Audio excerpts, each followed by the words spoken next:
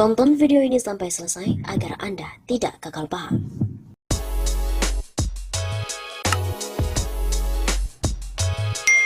Sobat Nami Pastor Sapa, kembali bersama dengan kami untuk mengulas fakta-fakta perpolitikan dan juga informasi terkini di tanah air. Anies Baswedan ungkap strategi jika terpilih jadi presiden di Pilpres 2024. Gubernur DKI Jakarta Anies Baswedan mengungkapkan sebuah strategi jika dirinya terpilih jadi presiden di Pilpres 2024. Dikutip dari redaksi Makassar Terkini, hal tersebut diungkapkan dalam sebuah acara di TV One bersama dengan Karni Ilyas. Saat itu Karni Ilyas memberikan pertanyaan mengenai langkah yang dilakukan apabila terpilih jadi presiden. Ini Mas Anies kan dianggap sebagai salah satu calon yang potensial. Kalau Kang Emil, tadi saya masih tanya mau jadi gubernur DKI atau mau jadi presiden. Kalau Mas Anies ya udah disindir lah oleh banyak orang. Seandainya itu terkabul jadi presiden, Mas Anies mau bangun apa dulu? Ucap Karni Ilyas seperti dikutip dari redaksi Rabu 16 Februari. Kemudian Anies memberikan jawaban mengenai pertanyaan tersebut. Anies menjelaskan mengenai krisis. Dirinya menyebut krisis merupakan perubahan yang dipercepat. Krisis adalah perubahan yang dipercepat, setiap pribadi mengalami krisis. Organisasi mengalami krisis atau negara mengalami krisis. Maka sesungguhnya dia sedang mengalami perubahan yang dipercepat, kata Anies Baswedan. Lebih lanjut, Anies menyebut krisis tersebut harus dimanfaatkan untuk melakukan perubahan yang dipercepat di berbagai aspek. Jadi kita harus memanfaatkan yang disebut sebagai krisis itu untuk melakukan perubahan-perubahan yang dipercepat di berbagai aspek. Dia kemudian juga menjelaskan bahwa strateginya adalah meningkatkan kualitas perekonomian Indonesia. Perekonomian kita turun, tapi perekonomian kita turun itu bukan salah hitung. Bukan ada investasi yang salah, bukan ada kebijakan yang salah, tapi ekonomi kita turun karena mobilitas penduduk dibatasi, interaksi dibatasi. Sehingga transaksi yang sifatnya langsung itu turun, tapi transaksi yang tidak face-to-face mengalami lonjakan. Anies menyebut perlu melakukan penataan ulang perekonomian di Indonesia. Ini kesempatan bagi kita sebagai bangsa untuk melakukan penataan ulang atas perekonomian itu. Perekonomian ini semua ikut sumbang, ada yang bawa modal uang, ada yang bawa modal tenaga, ada yang bawa modal teknologi, ada yang bawa modal tanah, ada yang bawa modal macam-macam masuklah dalam sebuah perekonomian. Anies juga menjelaskan, dari sisi tersebut nantinya ada distribusi pendapatan. Lalu dari situ ada distribusi pendapatan, ada yang dapatnya banyak, ada yang dapatnya sedikit. Nah, ketika terjadi krisis ini berhenti semua, kita ingin meningkatkannya lagi. Maka kita harus meningkatkan kualitas perekonomian kita. Bukan saja perekonomian yang berorientasi pada pertumbuhan yang cepat, tapi juga pertumbuhan yang berkualitas. Begitu ungkap Anies.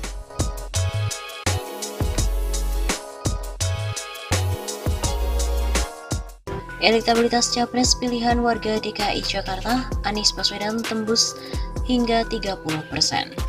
Pilpres 2024 terus menjadi topik hangat meski baru akan dilaksanakan 2 tahun lagi. Dalam survei bertajuk Survei Evaluasi Kinerja Pemprov DKI Jakarta dan Peta Politik menuju Pilgub 2024 yang diadakan oleh lembaga Survei Populi Center, ada 22 nama yang diajukan sebagai Capres 2024. Capres ini merupakan pilihan masyarakat DKI Jakarta. Dalam pertanyaan terbuka atau top of mind yang diajukan kepada masyarakat DKI Jakarta terkait dengan tokoh yang akan dipilih sebagai presiden jika Pilpres dilakukan pada hari ini, Anies menduduki posisi teratas dengan elektabilitas sebesar 29,0%. Kemudian disusul Jokowi dengan 20,3%, Prabowo Subianto 11,7%, Ganjar Pranowo 5,8%, dan Sandiaga Uno 2,5%. Pada pertanyaan terbuka, Anies Baswedan menjadi tokoh yang paling banyak dipilih oleh masyarakat sebagai presiden apabila pemilihan presiden dilakukan pada hari ini, dengan angka mencapai 29%. Kemudian ada disusul Joko Widodo 20,3%, Prabowo Subianto 11,7%, Ganjar Pranowo 5,8%, Sandiaga Uno 2,5%, Ridwan Kamil 1,7%, dan Ahok 1,2%. Ungkap hasil survei Populi Center Rabu 9 Februari. Sementara Tri Risma hari ini, Andika Perkasa, Erick Thohir, SBY, Najwa Shihab, Gatot Nurmantio, AHY, hingga Erlangga Hartarto mendapatkan persentase di bawah 1%.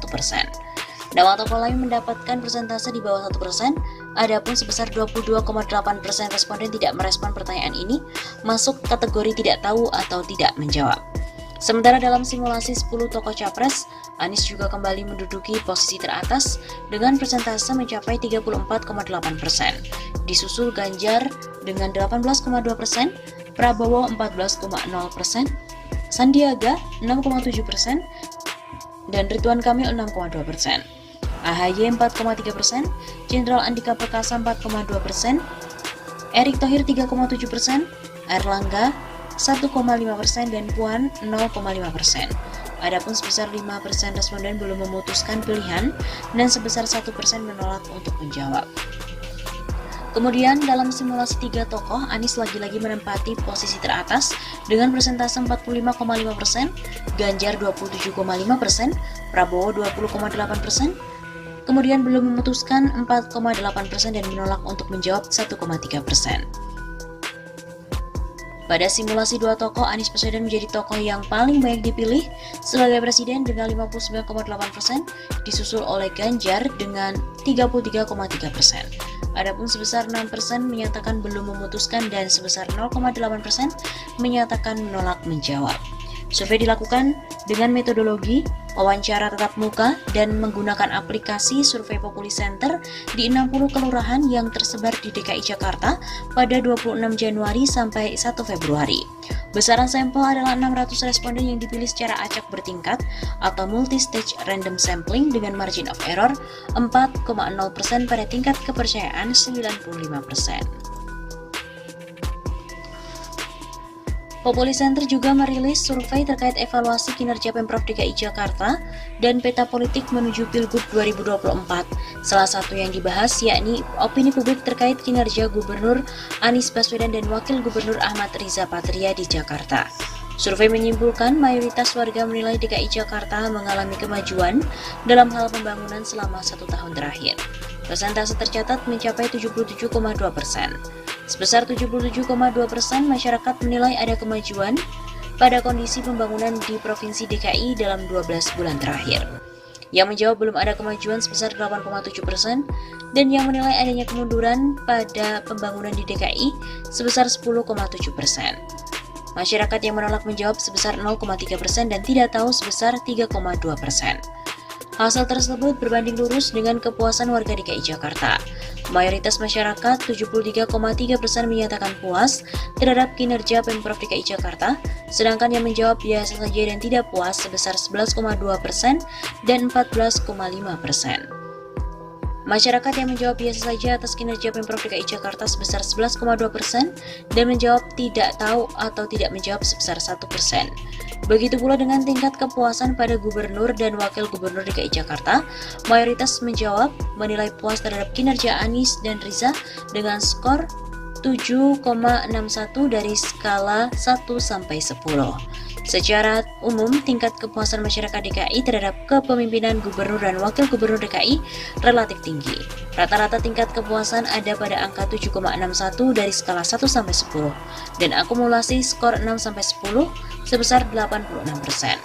Survei yang dilakukan pada 26 Januari sampai 1 Februari 2022 ini melibatkan 600 responden di 60 kelurahan DKI Jakarta.